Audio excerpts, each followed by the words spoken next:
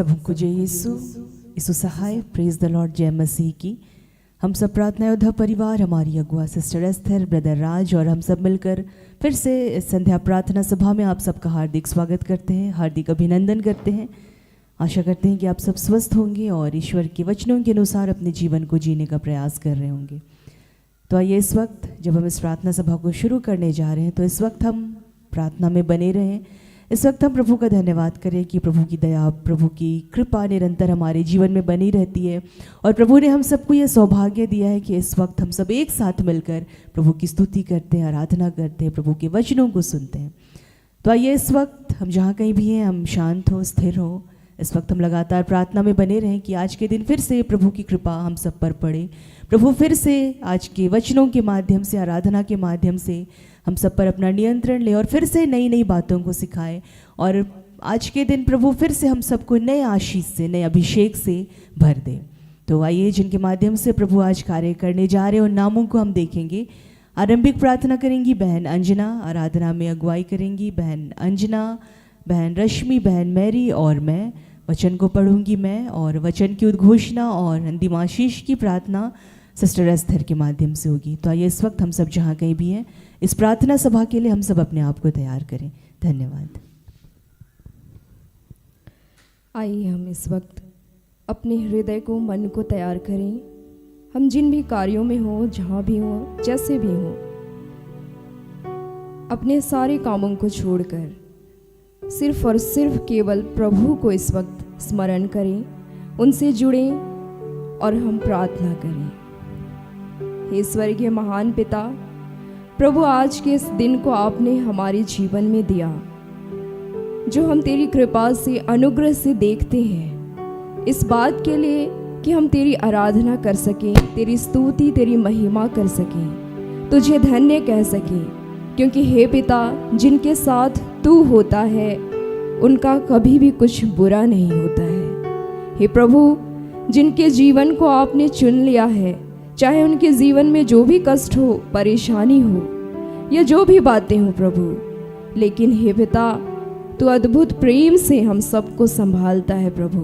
तू हम सबको पिता वो बल प्रदान करता है, वो सामर्थ देता है, वो शक्ति देता है प्रभु, कि हम उन कार्यों को कर सकें जो हमारी सोच से भी परे है। हे पिता, आपने हमारे जीवन को सचमुच आशीषित कर दिया है, क्योंकि आपने हमारे जीवन में उन तमाम बातों को दे दिया है प्रभु, जिससे कि हम तेरी आराधना, तेरी स्तुति, महिमा, आत्मा और सच्चाई से कर सके प्रभु। हे पिता, आपके प्रेम से कोई भी बातें हमें अलग नहीं कर सकती। हे प्रभु, हम धन्यवाद देते हैं। आज की इस आराधना, इस प्रार्थना को आपके चरणों में रखते हैं। हे पिता, आपने इस वक्त जितने भी अपने बच्चों को इस प्रार्थना में जोड़ा है प्रभु, जो जुड़ने वाले हैं, हम सबको आत्मा में एक किया है और हम सबको प्रभु यह कृपा दी है पिता कि हम तेरी स्तुति और तेरी महिमा कर सकें। हे पिता, मौसम पर आपका नियंत्रण है, इस वक्त पर आपका नियंत्रण है और यह आपकी इच्छा है प्रभु कि हम तेरे नाम से इकट्ठे होते हैं। धन्यवाद करते हैं। यह प्रार्थना इस वक्त हम यीशु के नाम में मांगते हैं। इसे सुनकर अपने स्वर्ग राज्य में ग्रहण कर आमीन। आइए हम प्रभु की महिमा के लिए इस गीत को गाएंगे।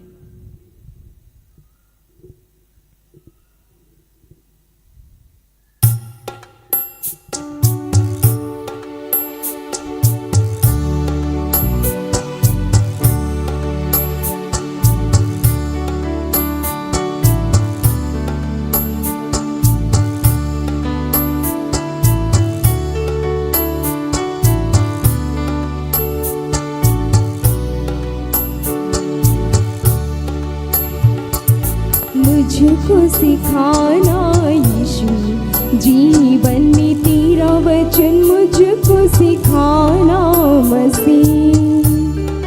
मुझको सिखाना यीशु, जीवन में तेरा वचन मुझको सिखाना मसीह। मुझको सिखाना यीशु, जीवन में तेरा वचन मुझको सिखाना मसीह।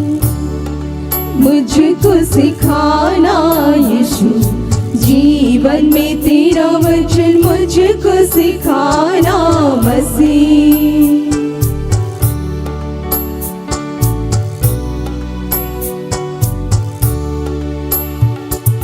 भूखा हूँ प्यासा हूँ प्रभु तेरे सामने, भूखा हूँ प्यासा हूँ प्रभु तेरे सामने। एक साथ मुझको सिखाना यीशु, जीवन में तेरा वचन मुझको सिखाना मसीह। मुझको सिखाना यीशु, जीवन में तेरा वचन मुझको सिखाना मसीह।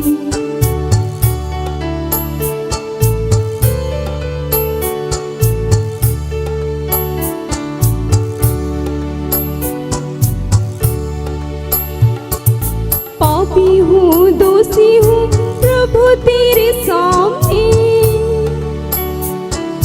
पापी हूँ दोषी हूँ प्रभु तेरे सामने। मुझको सिखाना यीशु, जीवन में तेरा वचन मुझको सिखाना मसीह। मुझको सिखाना यीशु, जीवन में तेरा वचन मुझको सिखाना मसीह।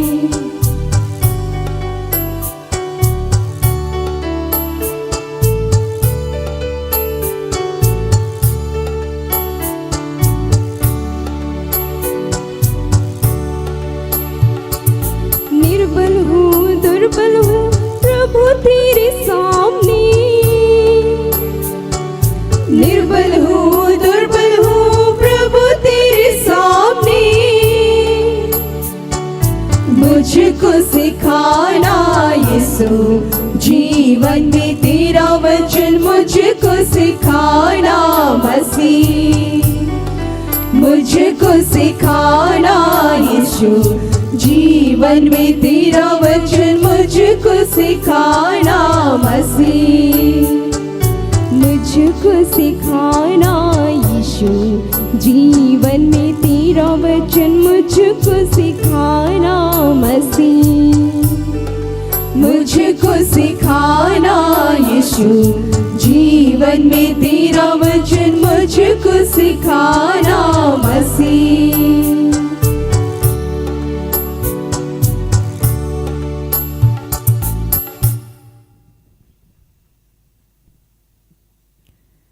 आइए इस वक्त प्रभु की स्तुति करते हुए एक और गीत को गाएंगे।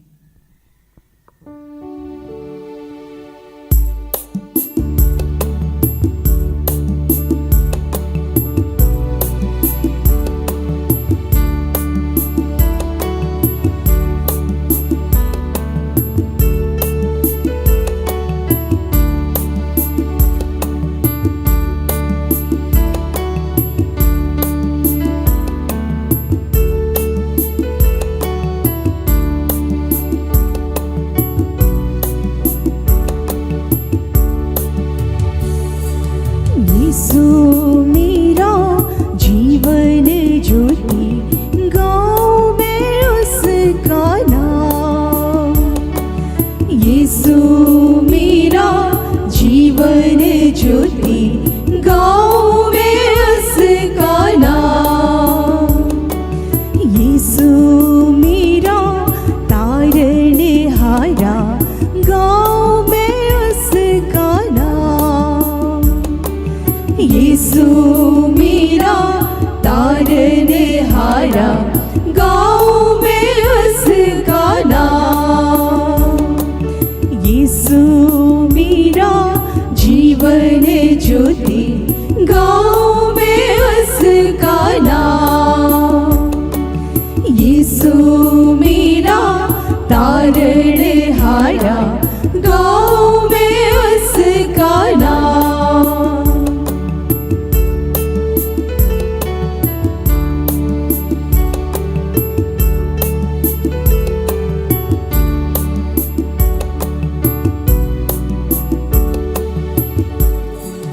पाप की बचाता है पाप के सागर से, मुझे बचाता है मृत्यु के जाल से, मुझे उबारा है मृत्यु के जाल से, मुझे उबारा है। यीशु मेरा जीवन ज्योति, गाँव में उसका नाम। यीशु मेरा तारणहारा, गाँव में उसका नाम।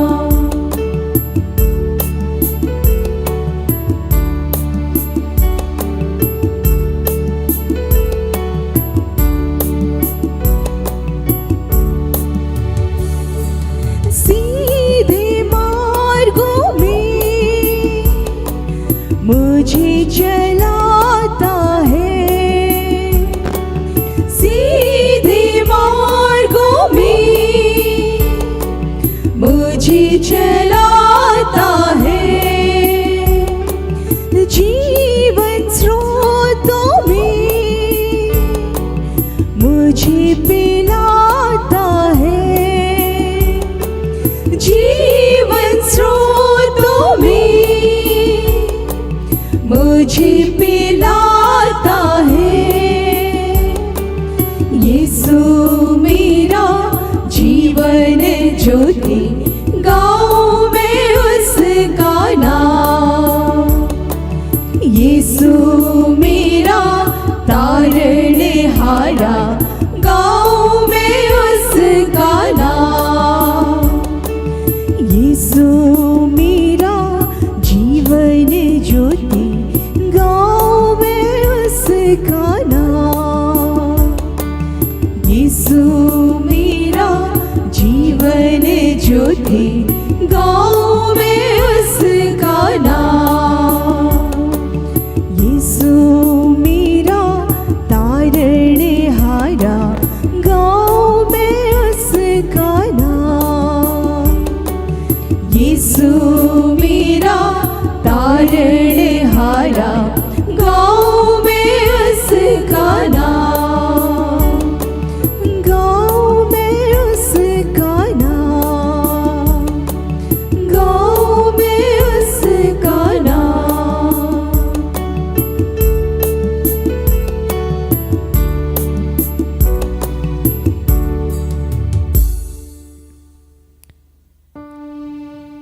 सचमुच पिता, हमारे जीवन का सर्वस्व तू है प्रभु।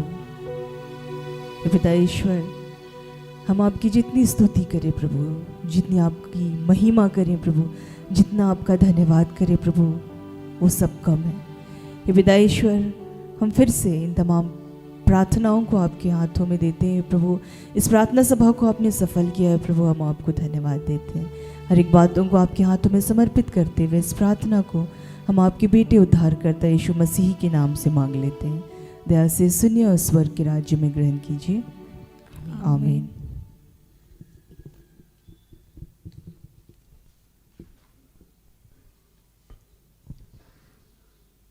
हम आज के ठहराए गए वचन को सुनेंगे जो प्रभु ने अपनी बेटी, अपनी दासी सिस्टर एस्थर के माध्यम से दिया है। इफिसियों की पत्री, इफिसियों के नाम संत पौलुस का पत्र, अध्याय 6 पद संख्या 10 से 12। अंत में यह, आप लोग प्रभु से और उसके अपार सामर्थ्य से बल ग्रहण करें। आप ईश्वर के अस्त्र शस्त्र धारण करें, जिससे आप शैतान की धूर्तता का सामना करने में समर्थ हों। क्योंकि हमें निरे मनुष्यों से नहीं, बल्कि इस अंधकार में संसार के अधिपतियों, अधिकारियों तथा शासकों और आकाश के दुष्ट आत्माओं से संघर्ष करना पड़ता है। यहाँ तक यह प्रभु की वाणी है। ईश्वर को धन्यवाद।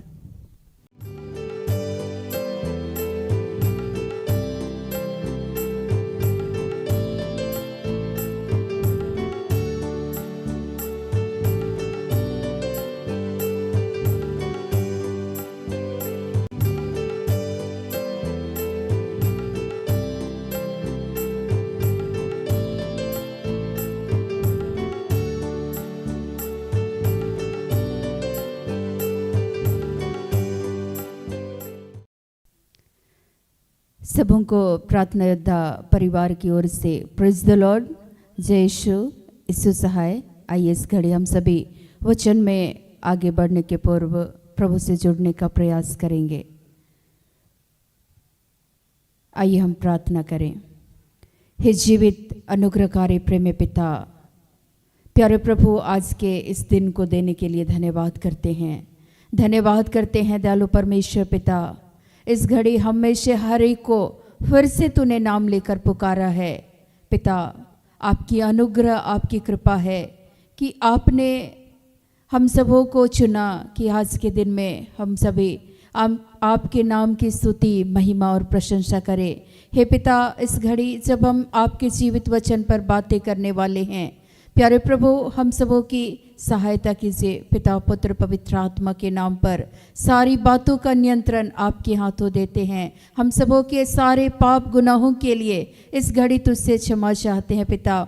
पूरे विश्व में जहाँ भी तेरे नाम से जितने तेरे बच्चे संगति करते हैं, इकट्ठे होते हैं पिता परमेश्वर, तुझे पुकारते हैं, उन सबों के निकट आप रहते हैं।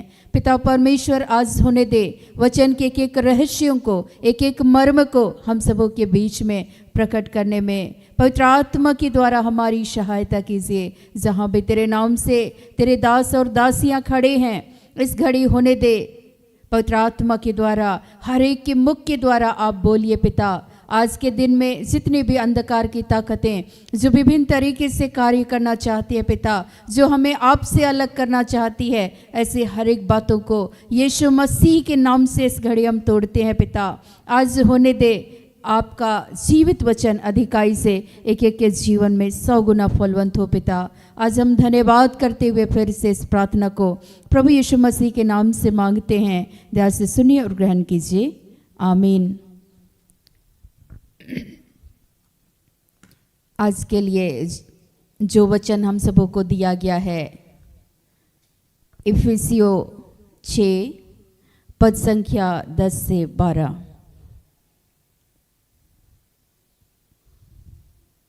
इसलिए प्रभु में और उसकी शक्ति के प्रभाव में बलवंत बनो, परमेश्वर के सारे हथियार बांध लो कि तुम शैतान की युक्तियों के सामने खड़े रह सको। क्योंकि हमारा यह मल्लयुद्ध लहू और मांस से नहीं, परंतु प्रधानों से और अधिकारियों से और इस संसार के अंधकार के हाकिमों से और उस दुष्टता की आत्मिक सेनाओं से है जो आकाश में है। आमीन। आज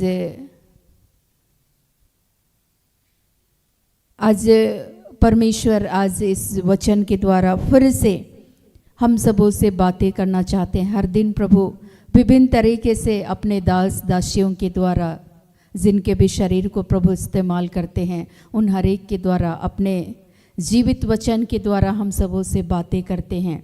बहुत सारे ऐसे माता पिता भाई बहनें हैं जो संगति नहीं कर पाते, किंतु हम सभी धन्य हैं कि प्रभु हमें अपनी संगति में बुलाते हैं, एकत्रित करते हैं। आज हम परमेश्वर का धन्यवाद करेंगे।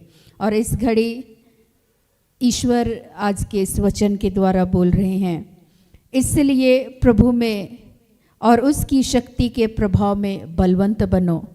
आज हम लोग देखते हैं आत्मिक रूप से आज हमें किस रीति से तैयार रहना है, चूँकि आज हमारी जो लड़ाई है वो अंधकार की ताकतों से है। किसी हाड़ मांस के शरीर से हमारी लड़ाई नहीं है। लेकिन आज हम लोग सोचते हैं, ईश्वर जो वचन में बोल रहे हैं, इसलिए प्रभु में और उसकी शक्ति के प्रभाव में बलवंत बनो। आज बहुत सारे लोग सोचते हैं, अच्छा हम खाएंगे पिएंगे और अपने शरीर को हम हेल्दी रखेंगे, हम तंदुरुस्त रहेंगे। लेकिन प्रभु इस तंदुरुस्ती की बातें नहीं कह रहे हैं। यहाँ पौलुस के द्वारा ये जो पत्र लिखा गया है, इसमें स्पष्ट तौर पर ये बतलाया जा रहा है कि प्रभु में और उसकी शक्ति के प्रभाव में बलवंत बनो। आज हमारे जीवन में इस आत्मिक युद्ध में, जहाँ हमारी लड़ाई किसी हाड़ मांस के मनुष्य से नहीं है, लेकिन इस संसार के अंधकार में रहने वाली उस अधिकारियों से, उन हाकिमों से हमारी लड़ाई है। अब आप सोचेंगे क्या इस संसार में शैतान कार्य करता है? हाँ, निश्चय ही कार्य करता है। जो दिखाई नहीं देता है, अदृश्य रूप से वो हमारे और आपके जीवन में, परिवार में कार्य करना चाहता है।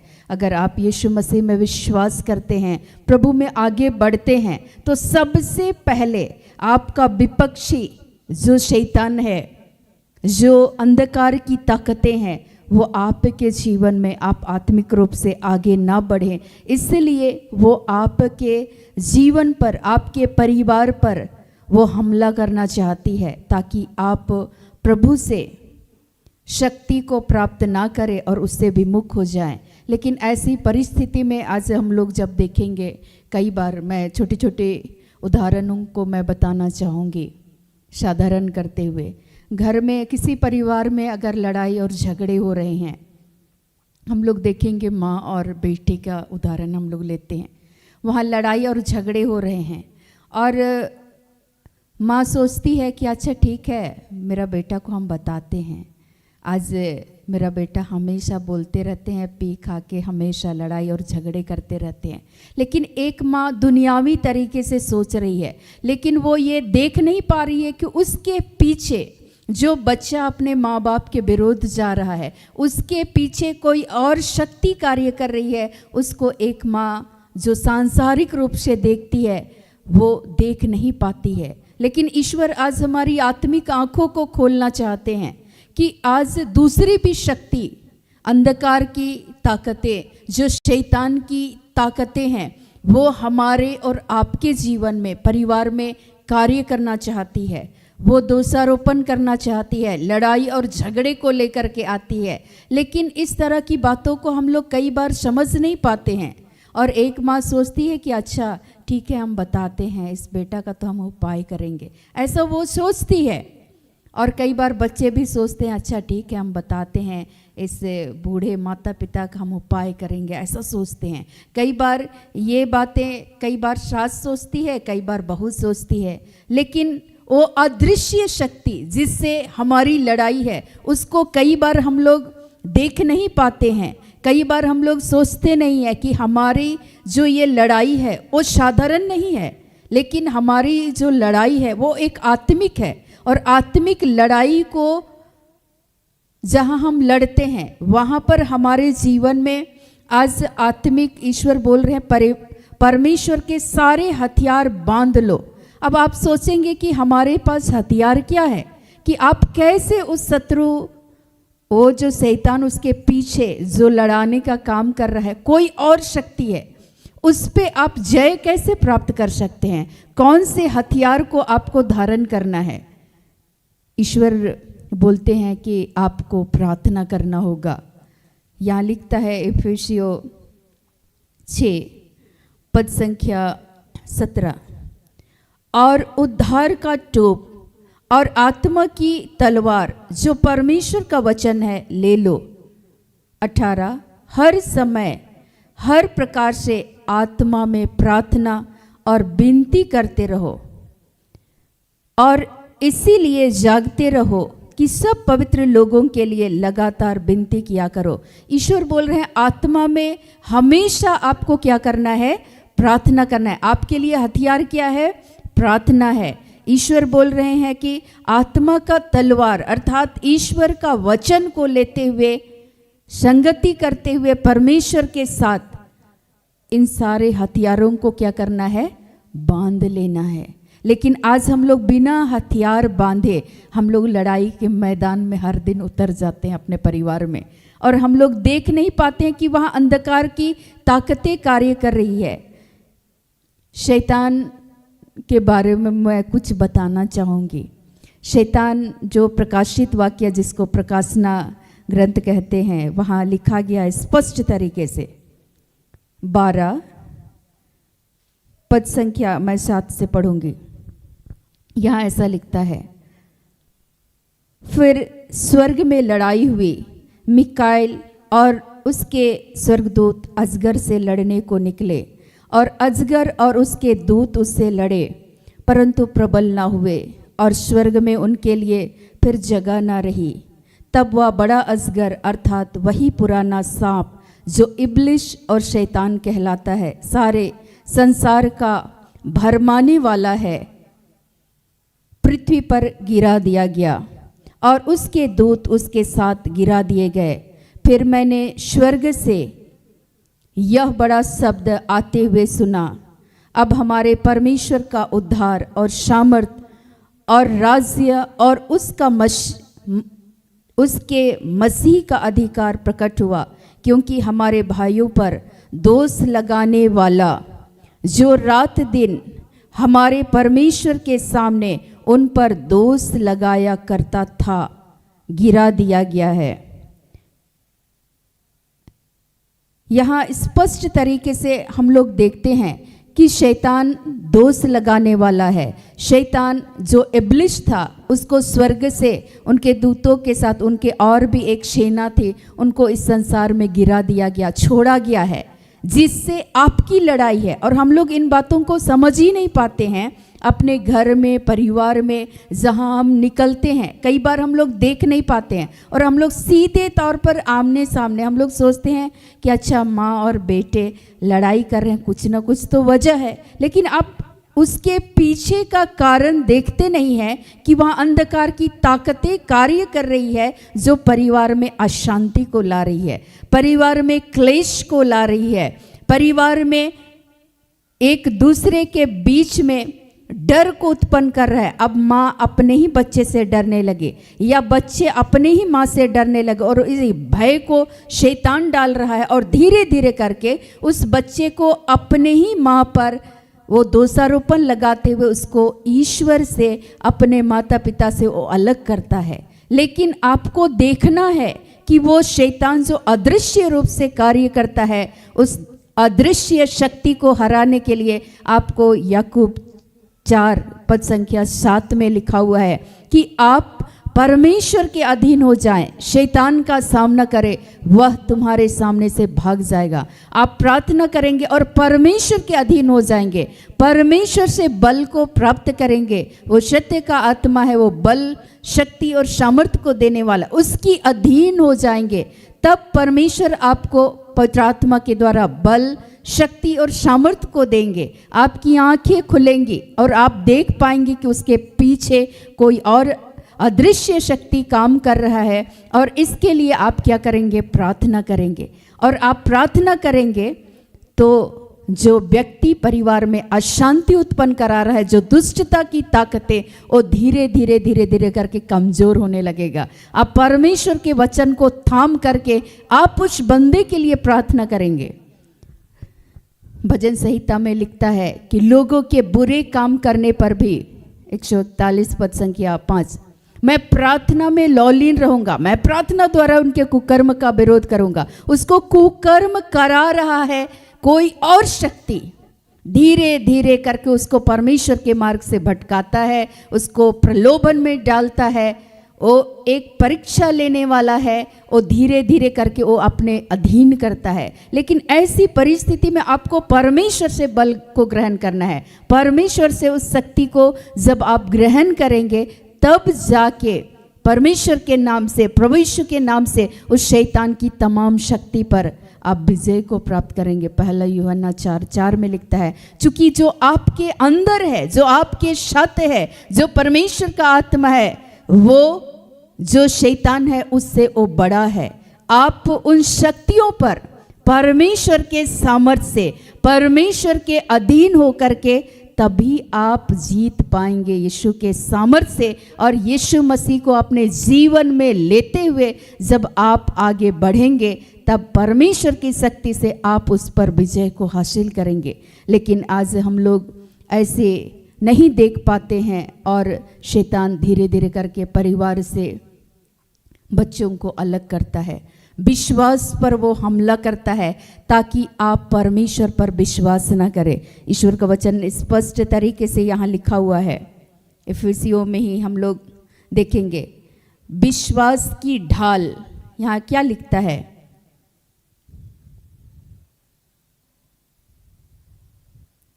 16, और इन सब के साथ विश्वास की ढाल लेकर स्थिर रहो, जिससे तुम उस दुष्ट के जलते हुए तीरों को बुझा सको। आपके वो विश्वास पर वो हमला करता है। सबसे पहले एक तो वो परमेश्वर पर विश्वास ना करे, प्रभु पर विश्वास ना करे, अपने परिवार के एक एक जनों पर विश्वास ना करे, वो एक अविश्वास को डालता है।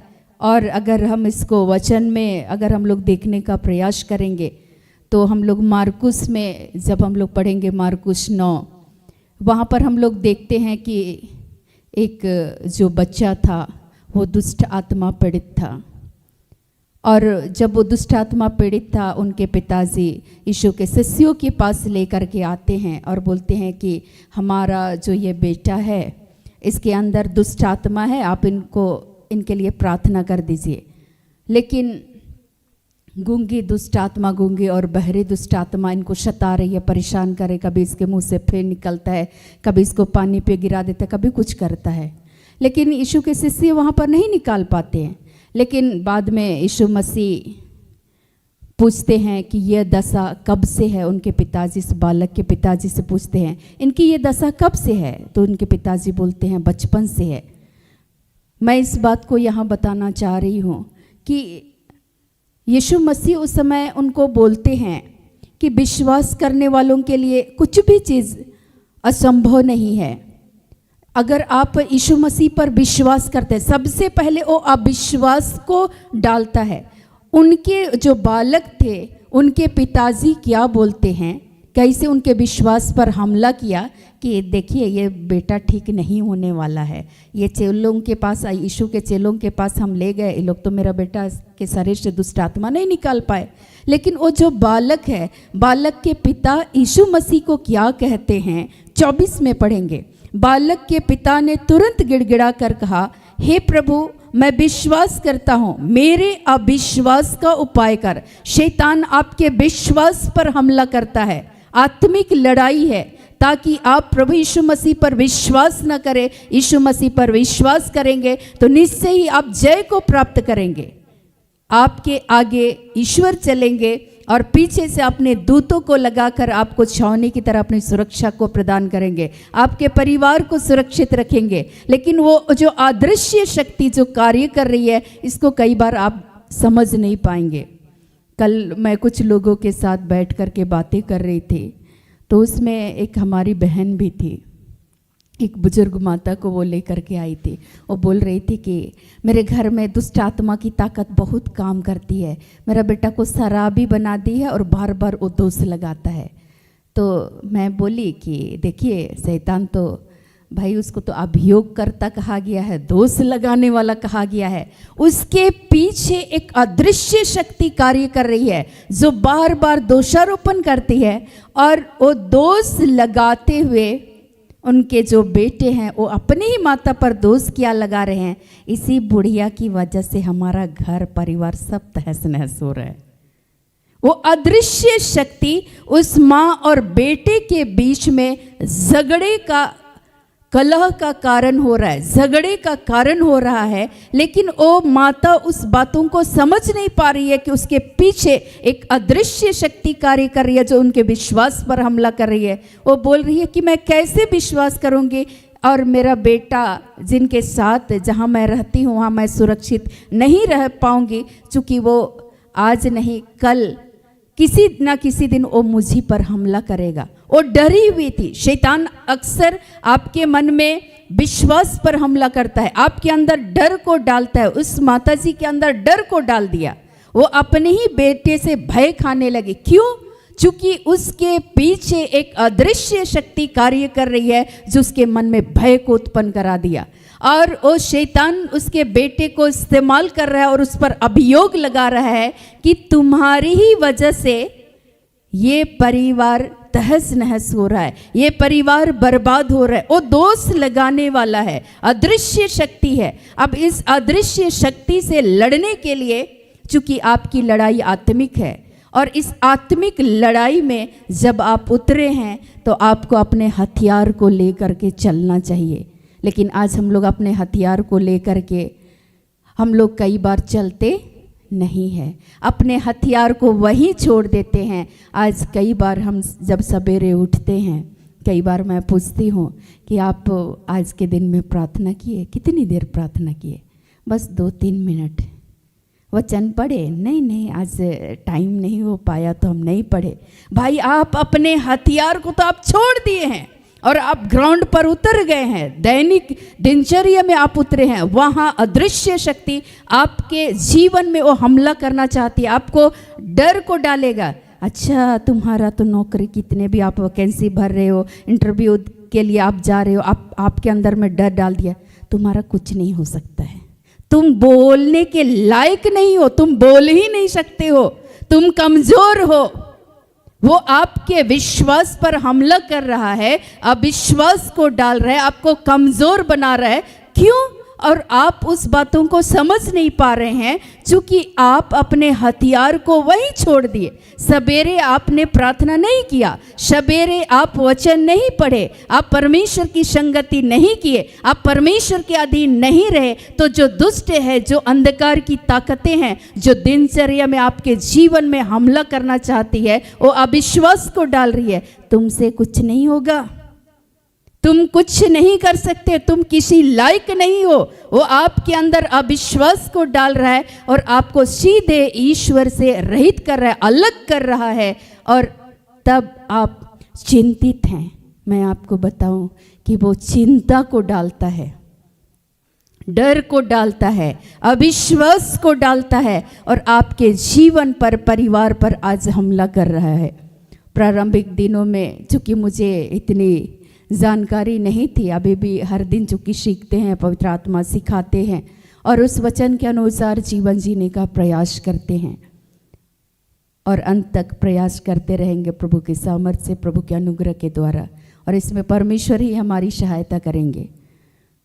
जब प्रारंभिक दिनों में मैं देख रही थी परिवार में झगड़े हो रहे थे, कलह हो रहे थे, तो सब चीज़ पहले अच्छा चल रहा था और अचानक जब विपत्तियां चारों ओर से आने लगी, लड़ाई झगड़े और क्लेश होने लगे, अब मैं सोचने लगी कि अचानक से ये सारी स्थिति बिल्कुल बदल गई। और मैं सोचने लगी कि आखिर ऐसे कौन सी बातें हैं जो परिवार में अशांति को लेकर के आ रही है, लड़ाई और झगड़े। और मैं देख रही थी कि बेवजह हो रहा है, उसका कोई वजह नहीं है। अगर आप बैठे हुए हैं तो गाली मिल रहा है, आप खा रहे हैं तो गाली मिल रहा है, आप रेडी हो रहे हैं तो गाली मिल रहा है, आप कुछ काम कर रहे हैं तो गाली मिल रहा है। भाई, आप करें क्या? हम परेशान हो गए इस तरह की बातों को सुनते सुनते, देखते देखते। खा रहे हैं तो गाली मिल रहा है। अब हम समझ ही नहीं पा रहे थे कि क्या करें। और ऐसी परिस्थिति में मेरे पास एक ही उपाय था कि हमें परमेश्वर के अधीन होना है और परमेश्वर के निकट आकर के ईश्वर के वचनों को अपने जीवन में आत्मसात करते हुए प्रार्थना करना स्टार्ट किए। मैंने ये कहा कि प्रभु बताइए कि कौन सी ऐसी शक्ति कार्य कर रही है जो परिवार में आपसी कलह को ला रही है, आपसी संकट को लेकर के आ रही है। कई तरह की इस चुनौती भरी इस जीवन में प्रभु आप हमारी सहायता कीजिए, आप अपने बल को दीजिए, शक्ति को दीजिए, सामर्थ्य को दीजिए। और ऐसी परिस्थिति में परमेश्वर ने विश्वास के दान को दिया। और एक दिन पवित्र आत्मा समझाने लगे कि ये जो बंदा जो लड़ाई और झगड़े कर रहे हैं ये बुरे नहीं है, इसके पीछे अदृश्य शक्ति, अंधकार की ताकतें कार्य कर रही है जो परिवार में अशांति को लाना चाहती है। ये बुरे नहीं है, लेकिन तुम्हारी जो ये लड़ाई है। उसी दिन मुझे ये वचन पवित्र आत्मा ने मुझे समझाया, इफिसियों पढ़ो। आत्मा में वो डाला वचन को कि इफिसियों 6:12 को पढ़ो। और मैं उसी दिन पहली बार मैंने इस वचन को पढ़ा और मुझे बिल्कुल भी समझ में नहीं आ रहा था कि परमेश्वर इस वचन के द्वारा क्या कहना चाह रहे हैं। और मैं बार बार वचन को पढ़ रही थी। यहाँ क्या लिखता है, क्योंकि हमारा यह मल्लयुद्ध लहू और मांस से नहीं परंतु प्रधानों से, अधिकारियों से और इस संसार के अंधकार के हाकिमों से और उस दुष्टता की आत्मिक सेनाओं से है जो आकाश में है। मैं बार बार वचन को पढ़ रही थी पर मुझे समझ में नहीं आ रहा था। मैं बोल रही थी प्रभु आप ही समझाइए, पवित्र आत्मा के द्वारा आप समझाइए। मैं बहुत परेशान थी और ऐसी परिस्थिति में पवित्र आत्मा ने ये समझाया कि ये बंदा बुरा नहीं है, इसके पीछे एक अदृश्य शक्ति कार्य कर रही है, उससे तुम्हारी लड़ाई है। मैं उस दिन से सारे के सारे परिवार के एक एक लोगों को मैंने समझाया कि हम इससे मुंह नहीं लगाएंगे, हम लोग इनसे झगड़ा नहीं करेंगे इस बंदे से, पर हम लोग प्रार्थना करेंगे ताकि जो शैतान पीछे से काम कर रहा है, परिवार में कलह को लेकर के आ रहा है, आपसी क्लेश को लेकर के आ रहा है, ये शैतान हारा हुआ है, ये झूठ का पिता है। यूहन्ना को जब हम लोग पढ़ेंगे, जिसको यूहन भी बोलते हैं, 8 पद संख्या 44 में क्या लिखता है, तुम अपने पिता शैतान से हो और अपने पिता की लालसाओं को पूरा करना चाहते हो। वह तो आरंभ से हत्यारा है और सत्य पर स्थिर ना रहा, क्योंकि सत्य उसमें है ही नहीं। जब वह झूठ बोलता है तो अपने स्वभाव ही से बोलता है, क्योंकि वह झूठा है वरन झूठ का पिता है। सीधे वहां पर बोलता है कि शैतान झूठ का पिता है, वो झूठ बोलता है, तरह तरह से लोगों को फंसाता है, उलझाता है, ताकि आप उसी उलझन में उलझ जाएं और आपका ध्यान प्रभु पर केंद्रित ना हो करके उस अंधकार की ताकतों पर आपका ध्यान केंद्रित हो जाए। आपका विश्वास यीशु पर ना हो करके उस अदृश्य शक्ति पर आपका विश्वास हो जाए। और उस दिन के बाद जब पवित्र आत्मा समझाने लगे, मैं सारे के सारे लोगों को मैंने कहा कि इस बंदे पर ना ही हमें हाथ उठाना है, ना ही इसके विरोध में हमें कुछ बोलना है, क्योंकि वो यही चाहता है कि हम एक दूसरे पर दोष लगाए। वो हम पर दोष लगाते हैं, हम उस पर दोष लगाए। और वो चूंकि अभियोग करता है, दोष लगाने वाला, दोषारोपण कराने वाला है, लेकिन आपको समझना होगा और इसको समझने के लिए आपको विश्वास में स्थिर रहना होगा। सत्य परमेश्वर है, प्रभु यीशु मसीह है, उस सत्य को थाम करके रखना होगा, ईश्वर को थाम करके रखना होगा और ये कहना होगा कि परमेश्वर हमारी सहायता कीजिए, अब हमारे विश्वास को बढ़ाइए। यहाँ ये बंदा, जिससे बच्चे के पिताजी वहाँ प्रार्थना कर रहे थे, यीशु को बोल रहे थे हमारे अविश्वास का उपाय कीजिए, मैं अविश्वासी हो गया हूँ, मेरे इस अविश्वास का उपाय कीजिए, मेरे विश्वास को बढ़ाइए। शिष्य प्रार्थना कर रहे थे, यीशु हमारे विश्वास को, पिता हमारे विश्वास को बढ़ाइए। आपके विश्वास पर सर्वप्रथम वो हमला करता है, डर को डालता है, अशांति को लेकर के आता है, क्लेश को लेकर के आता है। लेकिन ऐसी परिस्थिति में आपको ईश्वर के अधीन रहना होगा, जो मैंने पहले वचन में उठाया याकूब 4:7 में, कि आप परमेश्वर के अधीन हो जाएं, शैतान का सामना करें, वह तुम्हारे पास से भाग जाएगा। कब? जब आप परमेश्वर के अधीन हो जाएंगे, जब आप अपने जीवन में वचन को साथ लेते हुए, प्रार्थना करते हुए, पवित्र आत्मा से सहायता मांगते हुए जब आप जीवन में आगे बढ़ते हैं, परमेश्वर का आत्मा, पवित्र आत्मा आपके जीवन में आपकी अगुवाई करेंगे, आपका मार्गदर्शन करेंगे। वो हारा हुआ है, वो झूठा है, आपको समझ में आएगा। वो झूठ का पिता है, वो हमेशा दोषारोपण वो कराता है, अभियोग लगाता है और आपको कई बार समझ में नहीं आएगा। और वो तो झूठ का पिता है, वो तरह तरह से आपके बच्चों को फंसाएगा, आपके माँ बाप को फंसाएगा, आपस में लड़ाई और झगड़े, कलह का कारण होगा और बाहर से ताली बजाएगा। जब आपस में लड़ लेंगे तो उसको मज़ा आएगा। मैं एक दिन बोली कि पवित्र आत्मा चूँकि बताने लगे थे कि आज शाम में परिवार में बहुत ज़बरदस्त झगड़ा होने वाला है। अब मैं तैयार हो गई, मैं सोची कि प्रभु अब क्या। फिर मैं सोचने लगी कि अब क्या करना होगा। मैंने कहा कि प्रभु देख, आपने कहा है कि परमेश्वर तुझे सारी विपत्तियों से बचाए और तेरे आत्मा की रक्षा करे। प्रभु आज के दिन में हर एक इस परिवार के एक एक सदस्यों को, संसार भर में ऐसे जितने तेरे बेटे बेटियां, उन सबों को इस घड़ी पिता अपनी सुरक्षा को प्रदान करना और पिता हर एक के शरीर और प्राण की रक्षा करना। अगर किसी भी तरीके से कोई गुनाह हुआ है तो अपने बेटे यीशु के नाम से क्षमा करना। शाम होते होते मैं सारे लोगों को सवेरे सतर्क की कि आज कुछ होने वाला है, तो इसीलिए हम लोगों को एकदम जागते रहना है, सतर्क रहना है, तैयार रहना है, एकदम अपने हथियार को बांध के रखना है। सब चीज़ ठीक था। शाम होते होते सूरज डूबने के बाद अचानक जब हिलते डुलते जब पहुँचे, परिवार के गार्जियन ही थे, हिलते डुलते पहुँचे और उसने कहा अपने बच्चों से भोजन बना है? तो वो बोले कि दिखाई नहीं दे रहा है, चूल्हा पे चढ़ा हुआ है। और जैसे उनका वो जवाब सुनते ही उनके हाथ में चूँकि डंडा था, बैल चरा करके वापस आए थे, डंडे से उसने अपने बच्चे को एक छड़ी मारा। और उसके बाद तब तक उसकी बेटी क्या की, चला रही थी छोलनी, और छोलनी से उसने भी अपने पिता पर वार कर दिया, वो भी चला दी। अब ये मामला हुआ और तब तक इतना जोर से आवाज़ हुआ कि निकलो तुम लोग यहाँ से, कोई तुम लोग मेरे बच्चे नहीं हो, कहाँ से आ गए हो। और तब तक वो डंडा उठा करके पूरा लहराने लगे और बोले भागो तुम लोग यहाँ से, इस घर से भागो, ये हमारा है। अब हम सोचने लगे, मैं दूसरे कमरे में थी, मैं सोचने लगी कि भाई हुआ क्या।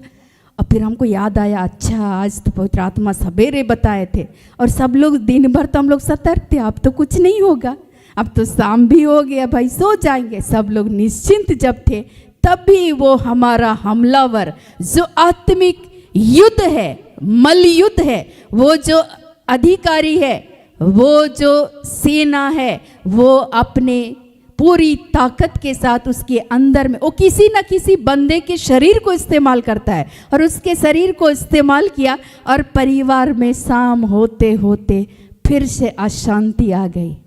फिर मैंने सारे लोग, हम लोग घर से बाहर भाग गए और फिर मैंने जताया, उन लोगों को चिताया कि देख आज तो पवित्र आत्मा पहले बताए थे। हम लोग शाम होते होते हम लोग निश्चिंत हो गए, फिर हम लोग तैयार नहीं थे।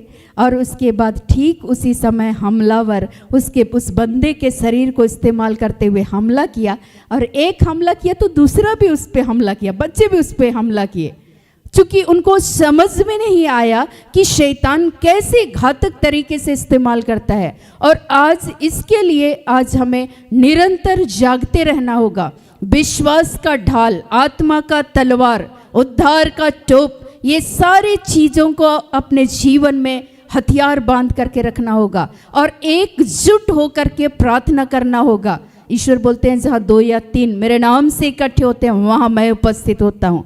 जब आप ऐसी विपत्तियों से घिर रहे हैं तो आपको एक समूह बना करके आपको प्रार्थना करने की ज़रूरत है, आपको एक दूसरे के लिए प्रार्थना करने की ज़रूरत है। यहाँ इफिसियों 6 में स्पष्ट तरीके से लिखा हुआ है परमेश्वर का वचन, हर समय हर प्रकार से आत्मा में प्रार्थना और विनती करते रहो और इसलिए जागते रहो कि सब पवित्र लोगों के लिए लगातार विनती किया करो। लगातार आपको क्या करना है?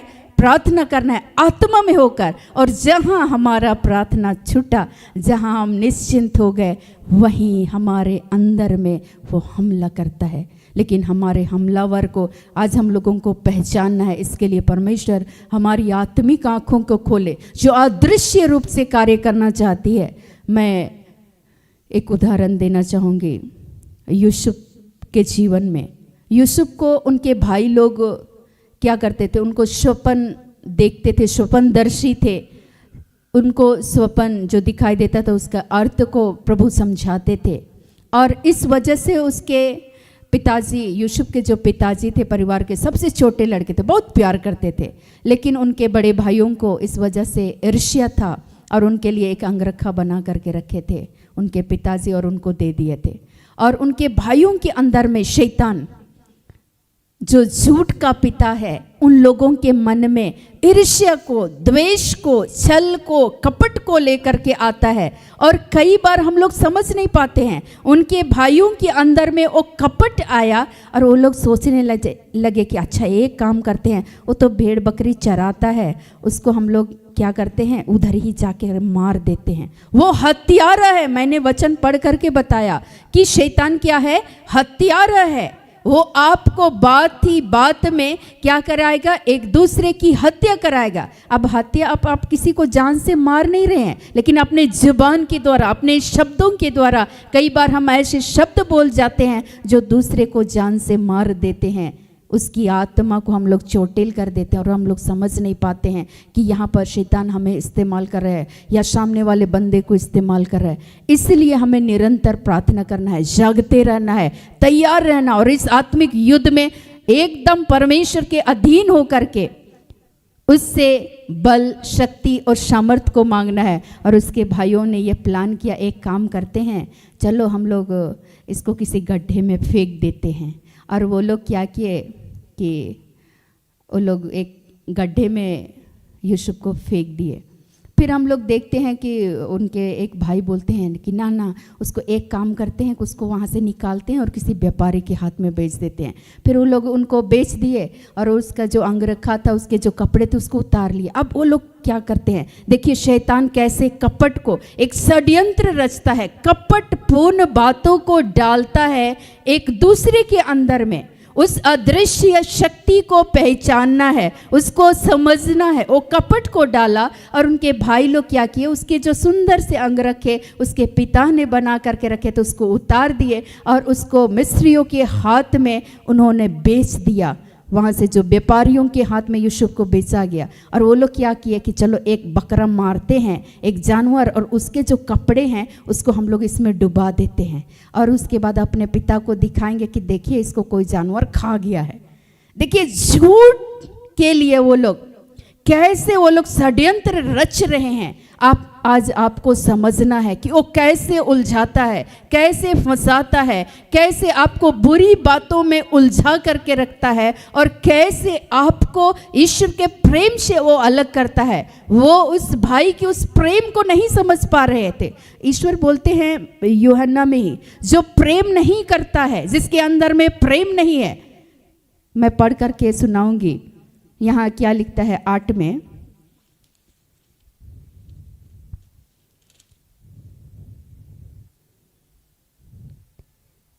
यूहन्ना 8:42, यीशु ने उससे कहा, यदि परमेश्वर तुम्हारा पिता होता तो तुम मुझसे प्रेम रखते, क्योंकि मैं परमेश्वर की ओर से आया हूँ। मैं आपसे नहीं आया, परंतु उसी ने मुझे भेजा है। अगर जिसके अंदर में प्रेम नहीं है, उन लोग का प्रेम उस समय में समाप्त हो गया। वो लोग अपने ही सगे भाई के विरुद्ध षड्यंत्र रचने लगे और इस तरह की हरकत करने लगे और उसके कपड़े को किसी जानवर के खून में डुबा करके उसके पिता को दिखा दिए। अब उसके पिताजी इसी बातों में चिंतित हो गए, पक्का कोई जानवर खा गया होगा। अब वो शोक के मारे वो डूब गए, वो चिंतित हो गए, वो परेशान हो गए। शैतान ऐसे ही हम लोगों को भी फंसाता है और अंत में जाकर के हम लोग देखेंगे कि पोतीफर की जो पत्नी थी वो बार बार उसके लिए प्रलोभन को लेकर के आ रही थी, तुम मेरे साथ सो जाओ। और एक बार ऐसा हुआ कि उसने उसके कपड़े को फाड़ डाला और उसने ये सोचा कि ये मेरे साथ सो जाएंगे और मैं अगर ये नहीं सोए, चूँकि यूसुफ वहाँ पर भाग गए। उस चुनौतीपूर्ण स्थितियाँ जब आई, वो परमेश्वर के अधीन थे, वो परमेश्वर के सामर्थ्य को वो पहचानते थे और इसीलिए उसने उस दुष्टता की बातों का उन्होंने साफ तौर पर खंडन किया। परमेश्वर के सामर्थ्य से, परमेश्वर के बल को ग्रहण करते हुए वहाँ उसने इनकार किया और वहाँ से भागे। लेकिन उसकी पत्नी उस पर अभियोग लगा रही थी, दोष लगा रही थी कि मैं ऐसा बोलूँगी और तब इसको बंदीगृह में डलवा दिया जाएगा। और ऐसा ही हुआ।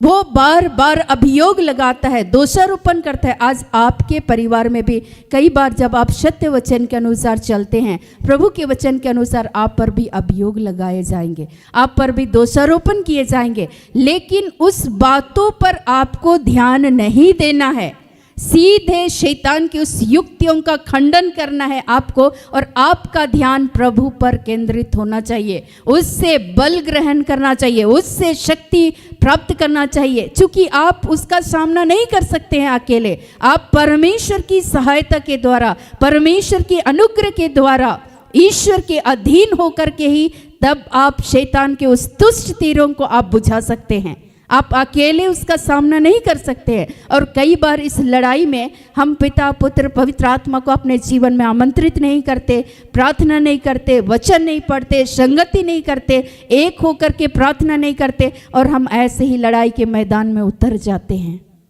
आज मैं ये कहना चाहूँगी कि ये मैदान में जब आप उतरते हैं, इस जीवन की इस मैदान में कई तरह की चुनौतियाँ आती है, वहाँ आपको परमेश्वर के अधीन होकर के आपको ईश्वर से बल, शक्ति और सामर्थ्य को ग्रहण करने की ज़रूरत है। तब जाके आपकी जो लड़ाई है अंधकार की ताकतों से, वहाँ यीशु के नाम से आप विजय को हासिल कर सकते हैं।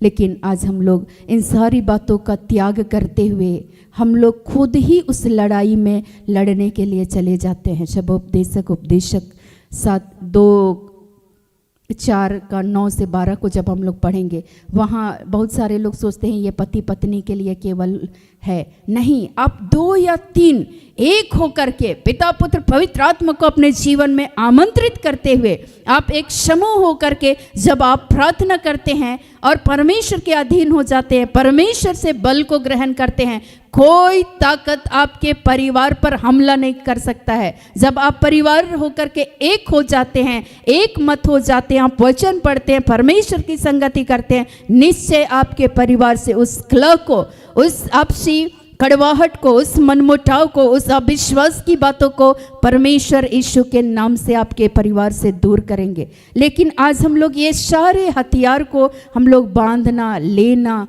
भूल जाते हैं, और तब जाके हम लोग अपने घर में, परिवार में, अपने कार्यस्थल में जाते हैं, तब हम लोग हारने लगते हैं। आज हारिए नहीं। उस बालक के पिता ने यीशु से कहा, मेरे अविश्वास का उपाय कीजिए। आज आपके विश्वास को हर दिन प्रभु दृढ़ करे, मजबूत करे, और आपको जब आपके परिवार में क्लेश हो रहे हैं, झगड़े हो रहे हैं, जब आप जीवन में आगे बढ़ रहे हैं, कई तरह की चुनौतियां आती है, ईश्वर के वचन को थाम करके रखना है। फिलिपियों में पौलुस लिखते हैं 4:6 और 7 में क्या लिखा हुआ है, भाई भूषण पढ़ेंगे।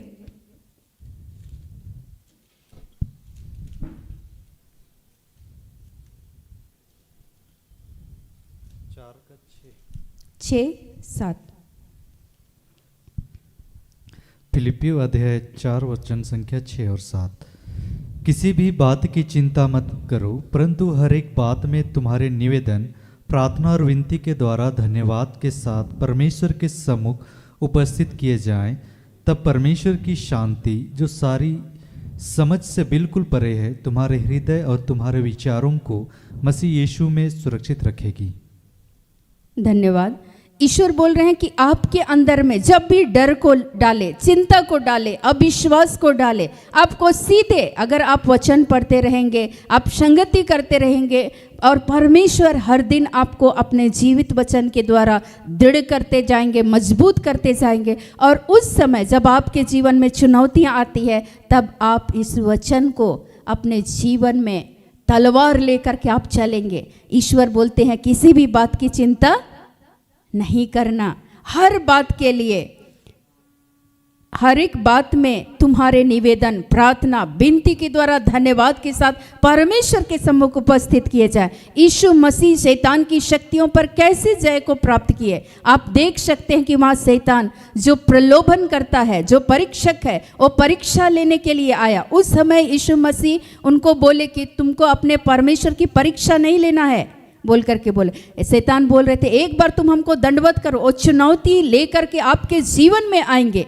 लेकिन ऐसी परिस्थिति में आपको परमेश्वर के अधीन होना होगा, और ईश्वर के वचन को, तलवार को अपने जीवन में ले करके कहाँ चलाना है, इसको भी सीखना होगा। जब आपके मन में डर, चिंता को डाल रहा है, तब आपको क्या करना होगा। ईश्वर बोले किसी भी बात की चिंता नहीं करना। उस समय में जब आप परमेश्वर के वचन को, पवित्र आत्मा जब आपको स्मरण दिलाएंगे, तो आपको बल मिलेगा, शक्ति मिलेगा, सामर्थ्य मिलेगा। जब हमारे जीवन में कई तरह की चुनौतियां प्रभु में जब आगे बढ़ रहे थे, आ रही थी। एक बार हम लोग एक जगह, गुमला क्षेत्र में एक जगह गए हुए थे, और पवित्र आत्मा बता रहा था कि जबरदस्त वहाँ दुष्ट आत्माएं कार्य कर रही है, और मैंने सबों से, अपने टीम के सभी लोगों को मैंने कहा कि आप लोग आत्मा में हमेशा प्रार्थना करते रहें, बेध्यान ना रहें, जागते रहें, प्रार्थना करते रहें। और वो लोग शाम में जब सभा स्टार्ट हुई वहाँ, तो उसमें से कुछ लोग थे वो बेध्यान हो गए, जागते नहीं रहे। और जैसे ही वहाँ पर स्पीच हो रहा था, प्रार्थना हो रही थी, और उसी बीच में जो जाग नहीं रहे थे, जो तैयार नहीं थे, जो आत्मा में प्रार्थना नहीं कर रहे थे, जो परमेश्वर के वचन को ढाल लेकर के, विश्वास का ढाल लेकर के नहीं चल रहे थे, वो हथियार को छोड़ दिए थे, उनके ऊपर में हमला हुआ और इतना खतरनाक वो उल्टी करने लगे। पूरा स्पीच, प्रार्थना सब समाप्त होने पर था, लेकिन फिर भी उनका उल्टी बंद नहीं हो रहा था। कंटिन्यू वो उल्टी करते रहे, शायद बाल्टी भर उल्टी किए होंगे, इतना ज़्यादा। और उसके बाद में ये बोलने लगे कि अब मैं मर जाऊंगा, दीदी को बुला दीजिए। और फिर सभा ख़त्म हुई और मैं गई और मैंने कहा कि क्या हुआ, तो उसने कहा कि पता नहीं क्या हो गया, दुष्ट आत्मा परेशान कर रहा है। मैंने कहा था कि आत्मा में हमेशा प्रार्थना करना है, आप प्रार्थना कर रहे थे? नहीं, मैं तो निश्चिंत होकर के बैठा हुआ था आराम से। मैंने कहा कि आप यीशु पर विश्वास कर रहे थे, उस समय आप उन लोगों के लिए आप दुआ कर रहे थे। वहाँ दृश्य शक्ति जो परिवार में आपसी कलह को लेकर के आई थी, वहाँ के लोगों को विश्वास, जो परमेश्वर पर विश्वास करने से उनको रोकना चाहती थी, वो अदृश्य शक्ति इस जगह पे कार्य कर रही है। और वहाँ हम जा रहे हैं और अपने साथ हथियार को लेकर के जाना है। मैं बार बार कहते रही, लेकिन आप मानते नहीं हैं, आप लोग सुनते नहीं हो। और आज जब आपको इस तरीके से, वो आपको दुर्बल बना देगा, वो आपकी आत्मा पर हमला करेगा, क्योंकि आप उसे बल नहीं ग्रहण कर रहे हैं, आप उसे शक्ति नहीं प्राप्त कर रहे हैं, उसके वचन को लेकर के नहीं चल रहे हैं। और उसके बाद फिर उसने कहा कि हाँ, मेरे से गलती तो हुआ है, मैं ना ही प्रार्थना कर रहा था, मैं आराम से निश्चिंत होकर के कुर्सी लगा के पीछे बैठा हुआ था। भाई, हम लोग घूमने के लिए नहीं आए हैं, हमारी लड़ाई आत्मिक है। और इस आत्मिक लड़ाई में हमें परमेश्वर के वचन को, उस तलवार को लेकर के चलना है। और कहाँ तलवार चलाना है, इसके लिए भी सीखना होगा ना। और फिर मैंने कहा कि आइए, मैंने कहा कि मैं बैठ नहीं पा रहा हूँ, मैंने कहा कि उठ के बैठिए परमेश्वर के नाम से। मैंने उसको अधिकार के साथ मैंने कहा उठ के बैठिए और परमेश्वर के नाम से हम लोग प्रार्थना करेंगे। और वो उसी घड़ी वो बंदा ठीक हो गया। उसके बाद बोला, आज से मैं कान पकड़ लिया, अब मैं ऐसे ही नहीं बैठूंगा कहीं भी। भाई, ये साधारण नहीं है, चूँकि ईश्वर पवित्र आत्मा के द्वारा, हम लोग कहीं थियोलॉजी कल कॉलेज में हम लोगों ने पढ़ाई नहीं किया, परमेश्वर पवित्र आत्मा के द्वारा हर दिन हमें सिखाते हैं। और जो परमेश्वर सिखाए पवित्र आत्मा के द्वारा मैंने बता दिया। अब जो हमारे साथ जो टीम के सदस्य थे वो बेध्यान थे, और जब हमला हुआ तो वे परेशान हो गए। वो आपको दुर्बल बना देगा, वो आपको रोगी बना सकता है, लेकिन जब आप प्रभु यीशु मसीह पर विश्वास करेंगे, आप परमेश्वर के अधीन होंगे, उस दुष्ट शक्ति पर आप जय को प्राप्त करेंगे। आपके जीवन में थोड़ी बहुत यातनाएं आएंगी, झेलना पड़ेगा, थोड़ा सा कष्ट होगा, लेकिन अंततः जब आप परमेश्वर पर विश्वास करेंगे, प्रभु के वचन को, इस सत्य वचन को थाम करके रखेंगे, और सत्य यीशु मसीह है, और उस के मार्ग पर, उस यीशु के बताए उस मार्ग पर जब आप चलेंगे, आप विजय को प्राप्त करेंगे, ऐसा परमेश्वर का वचन कहता है। लेकिन कई बार हम लोग इन बातों को समझ नहीं पाते हैं। लेकिन आज मैं ये कहना चाहूँगी कि आप सभी, ये जो लड़ाई है हमारा आत्मिक लड़ाई है, और इस आत्मिक लड़ाई में हम आत्मा में जिस बातों को शुरू किए हैं उसको आत्मा में ही हो करके हम लोग जब लड़ेंगे प्रभु के सामर्थ्य से, यीशु मसीह के अनुग्रह के द्वारा, तभी हम विजय को प्राप्त कर सकते हैं। आप अकेले नहीं लड़ सकते हैं। जब आज जितने भी देश की सेवा में जितने भी सेनापति हैं, सेना के जो भी अधिकारीगण हैं, जितने भी उस लड़ाई में जब वो जाते हैं बॉर्डर में, तो वो अकेले नहीं जाते हैं, वो समूह में जाते हैं। क्यों जाते हैं? क्योंकि जब भी शत्रु हमला करेगा वे समूह में रहेंगे, बल्क में रहेंगे, तो वो जो दुश्मन जो सामने से हमला करने वाले हथियार साथ में लेकर के चलते हैं। ऐसा नहीं होता है कि वे लड़ाई के मैदान में जा रहे हैं और अपने हथियार को अपने कैंपस में ही रख दिया और लड़ाई के मैदान में उतर गए तो वे हार जाएंगे, शत्रु के द्वारा मार गिराए जाएंगे। लेकिन आज जब वे हथियार लेकर के अपने ग्राउंड में जाएंगे, जब शत्रु हमला करेगा तो वे भी हमला करेंगे और उस पर विजय को प्राप्त करेंगे। हम भी जब इस जीवन में हम सभी जब आगे बढ़ते हैं पवित्र आत्मा के सामर्थ्य के द्वारा, प्रभु की अनुग्रह के द्वारा, उससे बल, शक्ति और सामर्थ्य को आज ग्रहण करने की आवश्यकता है। और ईश्वर सीधे बोल रहे हैं, हमेशा ये याद करना है कि पीछे कोई और शक्ति कार्य करे, या सास ससुर आपस में लड़ रहे हैं, या सास बहू लड़ रहे हैं और बहू सोच रही है अच्छा ही बुढ़िया को हम बताते हैं, जब बुजुर्ग होगी तो इसका हम उपाय करते हैं। आप मुंह से अपनी शक्ति से उसको हराना चाह रहे हैं, लेकिन आप परमेश्वर से बल नहीं ग्रहण कर रहे हैं। आप उस परमेश्वर से प्रार्थना नहीं कर रहे हैं कि प्रभु इस सामने वाले के बंदे के इस पाप को तो क्षमा कर। प्रभु ये नहीं जानते कि ये क्या कर रहे हैं, आप ऐसा नहीं कर रहे हैं। आप उस समय में नहीं कह रहे हैं कि प्रभु इनको आशीष दे, तुम्हारे जीवन में जो तुम्हें शाप देते हैं, जो तुम्हें कोसते हैं, उनके लिए तुम आशीष दो। आप भूल गए उस समय प्रभु के उस वचन को, और आप सोच रहे हैं कि हम अपने बल से, अपनी ताकत के द्वारा, अपने इस मुंह के इस शब्द के द्वारा हम इस बुढ़िया को हम हरा देंगे। इस सासू माता का तो खैर नहीं, हम ऐसा सोचते हैं। और वो हमारे मन में वो झूठ जो लगाने वाला, दोष जो लगाने वाला, झूठ का पिता जो अभियोग करता है, दोषारोपण कराता है, वो शैतान के उस चंगुल में हम लोग फंस जाते हैं। लेकिन कभी आप ठहर के नहीं सोचते हैं कि इसके पीछे क्या वजह है। अगर आप ठहर करके थोड़ी देर अगर आप परमेश्वर की ओर दृष्टि लगाएंगे, अपनी आंखें, परमेश्वर आपकी सहायता करेंगे, अपने वचन के द्वारा आपको दृढ़ करेंगे, मजबूत करेंगे, और इस आत्मिक लड़ाई में आपको परमेश्वर के सामर्थ्य के द्वारा ईश्वर विजय दिलाएंगे। आप उस समय में अपने परिवार के उस सदस्य जो विपक्ष में खड़े हैं उस बंदे के लिए आप प्रार्थना करेंगे कि प्रभु आप इनकी सहायता कीजिए, प्रभु आप इनको क्षमा कीजिए, प्रभु इनको आप आशीष दीजिए, इनके इस बुरे विचार को प्रभु आप बदल दीजिए, अपने सामर्थ्य से आपकी अनुग्रह इस पर बरसाइए। आप दुआ कर सकते हैं ना, लेकिन आज हम लोग एक दूसरे के लिए दुआ नहीं करते हैं। हम आत्मिक रूप से आत्मा में प्रार्थना नहीं करते हैं, हम लोग कमज़ोर हो जाते हैं। लेकिन आज हम ईश्वर के सामर्थ्य के द्वारा उस हथियार को बांध करके चले। प्रार्थना करें, निरंतर संगति करें, वचन पढ़े, विश्वास करें प्रभु पर, और हर दिन हम भी ये कह सकें कि प्रभु हमारे विश्वास को बढ़ाइए, और इस अंधकार की ताकतों पर परमेश्वर के अधीन होकर यीशु मसीह के नाम से उससे बल, शक्ति, सामर्थ्य को ग्रहण करते हुए पवित्र आत्मा की शक्ति और सामर्थ्य के द्वारा आप भी विजय को प्राप्त कर सकते हैं। यीशु मसीह इसलिए बोलते हैं कि संसार में तुम्हें क्लेश होगा, परंतु ढारस बांधो, मैंने संसार को जीत लिया है। यूहन्ना 16:33 में स्पष्ट तरीके से कहते हैं।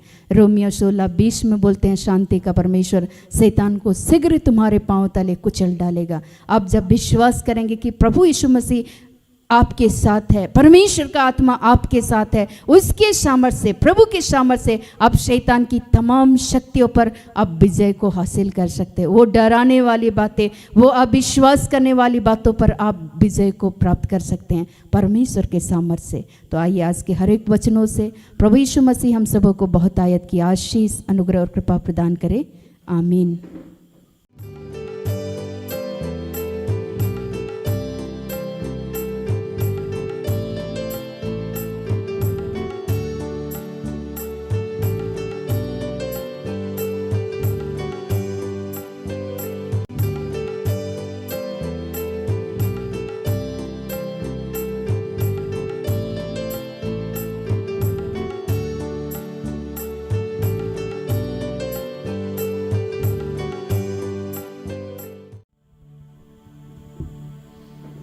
आइए हम प्रार्थना करेंगे।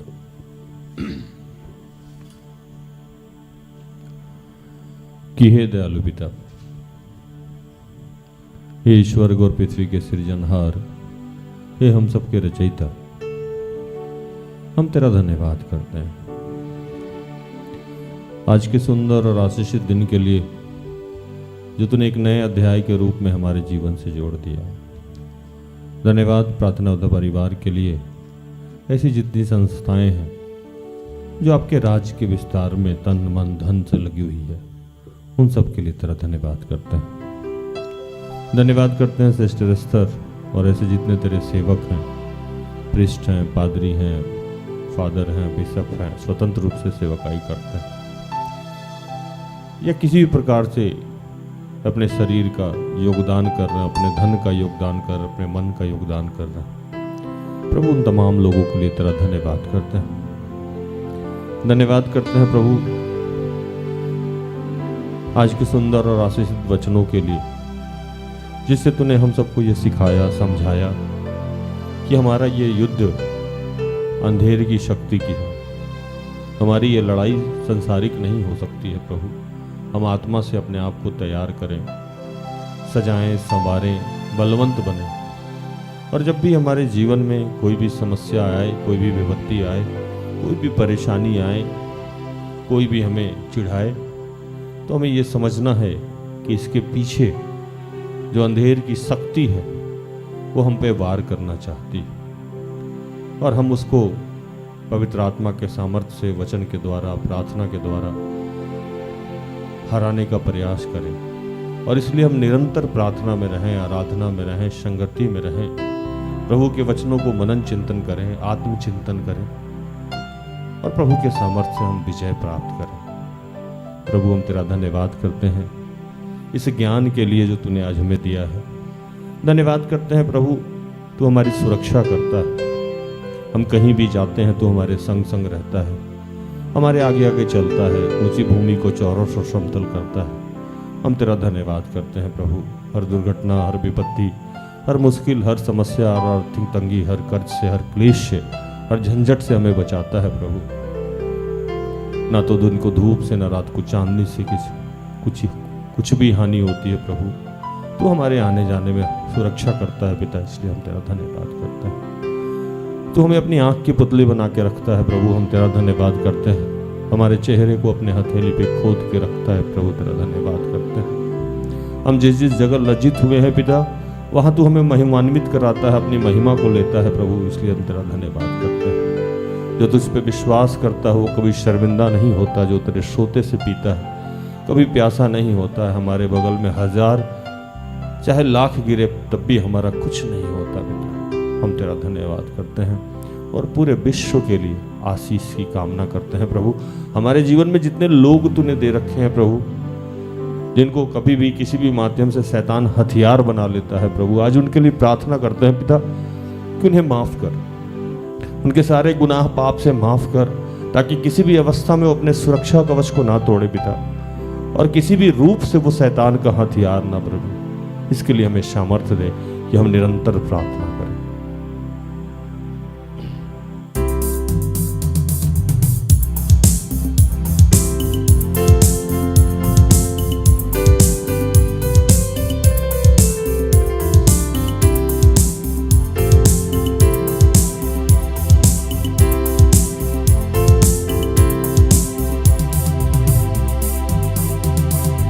आराधना में है छुटकारा, आराधना में है चंगाई, आराधना में है छुटकारा, आराधना में है चंगाई।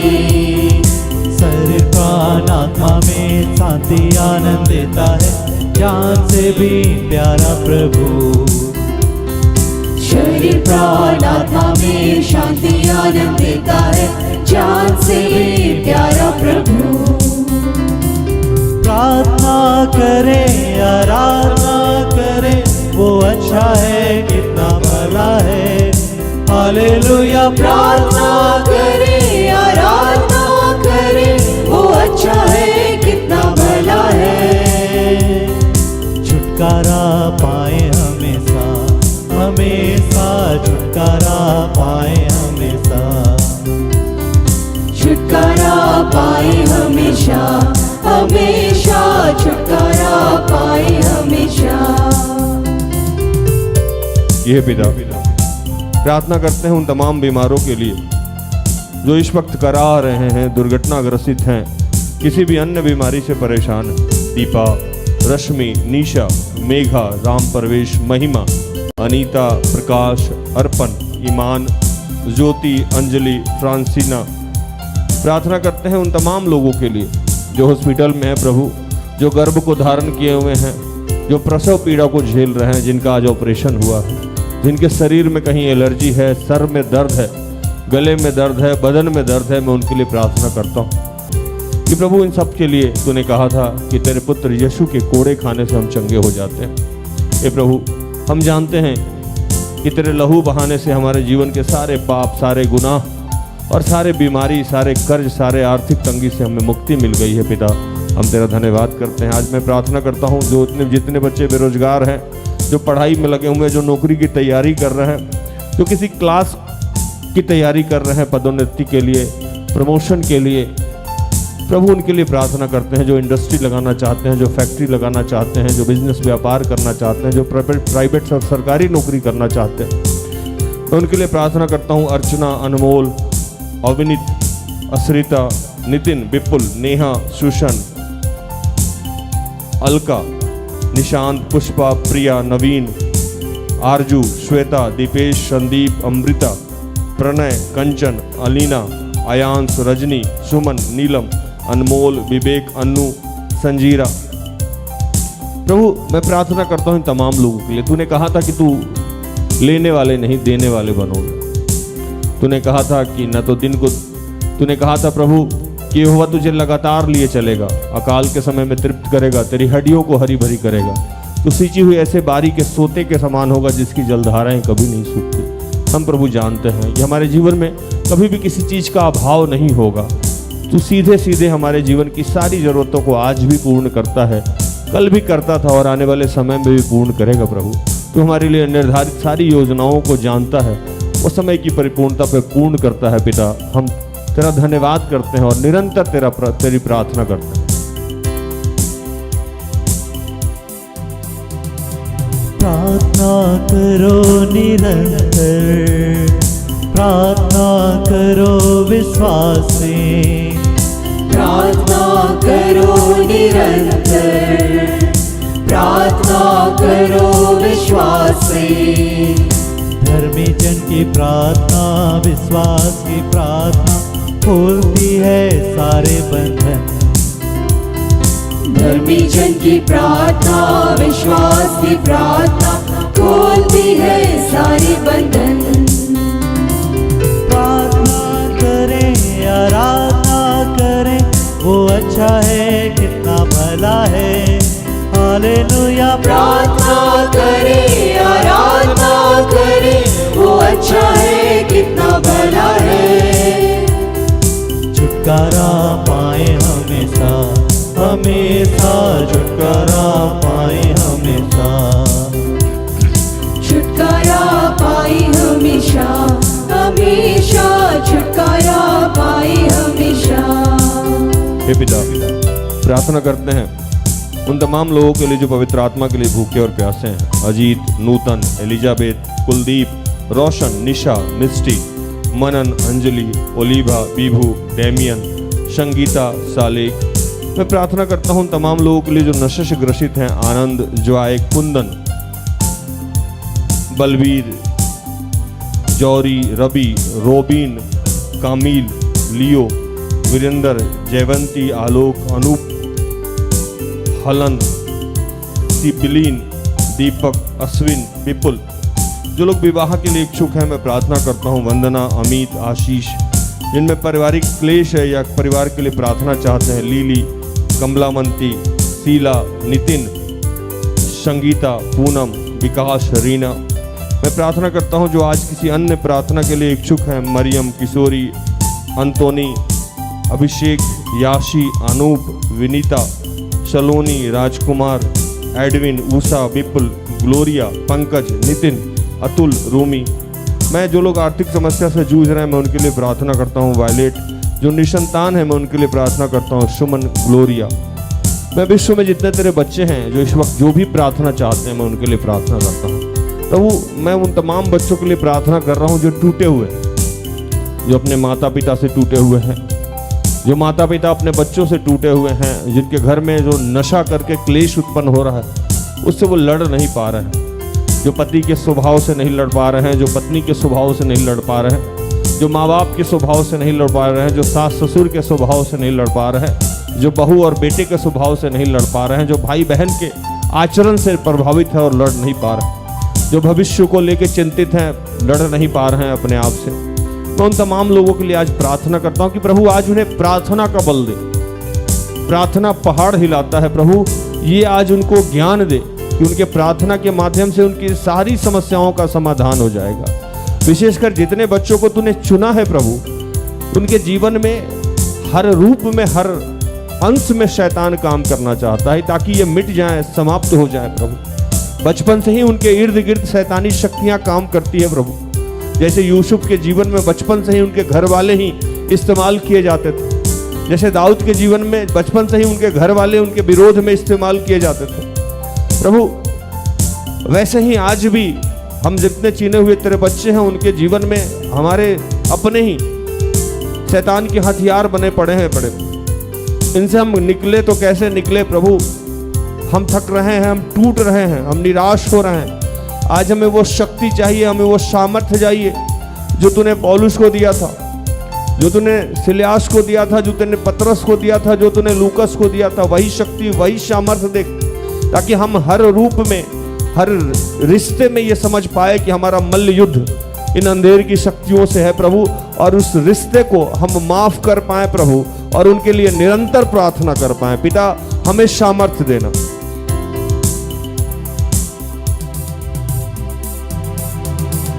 मांगोगे तुम्हें मिलेगा, ढूंढोगे तुम पाओगे। मांगोगे तुम्हें मिलेगा, ढूंढोगे तुम पाओगे।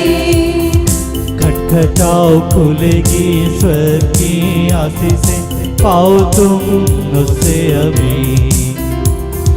खटखटाओ खुलेगी ईश्वर की आशीषें, पाओ तुम उसे अभी। प्रार्थना करे, आराधना करे, वो अच्छा है कितना भला है। हालेलुया। प्रार्थना करे, आराधना करे, वो अच्छा है कितना भला है। छुटकारा पाए हमेशा, हमेशा छुटकारा पाए हमेशा। छुटकारा पाए हमेशा, हमेशा छुटकारा पाए हमेशा। प्रभु हम प्रार्थना करते हैं, इस मौसम से होने वाली तमाम बीमारियों से तूने हम सबकी सुरक्षा की है। पिता मैं प्रार्थना करता हूँ विधवा के लिए, बुजुर्ग के लिए, बुजुर्ग के लिए, महिला के लिए। मैं उन छोटे छोटे बच्चों के लिए प्रार्थना करता हूँ जो माँ बाप के खिलाफ चले गए हैं प्रभु। मैं प्रार्थना करता हूँ अनाथ के लिए। मैं प्रार्थना करता हूँ जिस घर में क्लेश है प्रभु, उसे घर में शांति चाहिए। मैं प्रार्थना करता हूँ प्रभु कि जहाँ जहाँ लोग किसी भी लत में लगे हुए हैं, नशे में लगे हुए हैं, वो चाहे गैजेट्स हो, खाना हो, पीना हो, सोना हो, गहना हो, किसी भी नशे में लगे हुए हैं, मैं उनके लिए प्रार्थना करता हूँ। और मैं आज प्रार्थना करता हूँ जिनको दुख का नशा, जो सारा दिन दुखी रहना चाहते हैं प्रभु, मैं उनके लिए प्रार्थना करता हूँ कि प्रभु इन सारे नशों से तूने आज हम सबको मुक्त किया है। और पिता हर वक्त, हर जगह हम याद रखें कि हम तेरे बच्चे हैं और हमारा विरोधी इर्द गिर्द ही हमें गिराने पे लगा हुआ है। पिता पूरे विश्व के लिए शांति की कामना करते हुए इन तमाम प्रार्थना को प्रभु यीशु के जीवित और पवित्र नाम से मांगते हैं। दया से सुन और स्वर्ग के राज में ग्रहण कर, आमीन। तो धन्यवाद, प्रभु आप सबको आशीष दे। आशा करते हैं कि आज के प्रार्थना से, आराधना से, वचनों की उद्घोषणा और अंतिम प्रार्थना से प्रभु ने आप सबको स्पर्श किया होगा। प्रार्थना उद्धव परिवार निरंतर आपका आभारी है कि आप हमारे साथ हैं, हमारा सहयोग करते हैं। तो आज के लिए इतना ही, हम सबको इजाज़त दीजिए। कुछ कल संध्या में हमारी आपकी फिर से मुलाकात हो जाएगी। तब तक के लिए स्वस्थ रहें, सुरक्षित रहें, सरकारी नियमों का पालन करें, प्रभु के आदेश का पालन करें। जैसा मैं रोज़ कहता हूं कि हम सब में बहुत सारी दुर्बलताएं हैं, कृपया हमें क्षमा करें और हमारे लिए प्रार्थना करें। प्रार्थना उद्धव परिवार अगर आपके किसी भी काम आ जाए तो हमें संपर्क करें, हम सब अपने आप को धन्य समझेंगे। प्रभु आपको आशीष दे। जय यीशु सहाय। Praise the Lord. Good night, goodbye. सारे दिल से सारे मन से तेरी आराधना मैं करूं, तेरी आराधना मैं करूं। सारे दिल से सारे मन से तेरी आराधना मैं करूं, तेरी आराधना मैं करूं। सारे दिल से सारे मन से तेरी आराधना मैं करूं, तेरी आराधना मैं करूं। सारे दिल